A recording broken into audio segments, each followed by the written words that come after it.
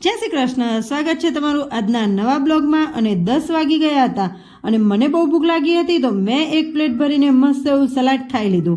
અને પછી પડોશી સાથે એક એક્ઝિબિશનમાં જવાનો પ્લાન બની ગયો. એટલે હું તો ક્યારેય ગઈ હતી નહીં, આજે પહેલી વાર જ ગઈ હતી. અને 2-3 કલાક ક્યાં નીકળી ગયા ખબર જ ના પડી. અને મને તો જોઈતી કંઈ ખાસ વસ્તુ મળી જ નહીં. સાંજે આદિત્ય કે મારે ચા નથી પીવી, પણ હું તો માર્કેટ ફરીને આવી હતી, એટલે મને તો ભાઈ ચાની બહુ જ જરૂર હતી. એટલે મેં મારા માટે 1 કપ ચા બનાવી લીધી. પછી લીલું લસણ હતું અને લીલી તુવેરો પણ પડી હતી.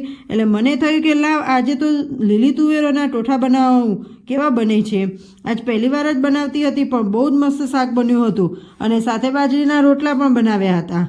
પણ મને કાલની દાબેલીના પાવ પડ્યા હતા, એટલે મેં તો ભાઈ પાવ સાથે ટેસ્ટ કર્યો, તો મને પાવ સાથે વધારે પસંદ આવ્યા. એટલે મેં પાવ સાથે ખાધા અને આદિત્યને પણ પાવ ભાવ્યા, એટલે તેમને પણ પાવ સાથે ખાધા. અને મારા રોટલા બનાવેલા તો બસ એમ જ પડી રહ્યા. અને તેનો ટેસ્ટ થોડો તુવે ટોઠા જેવો જ આવતો હતો.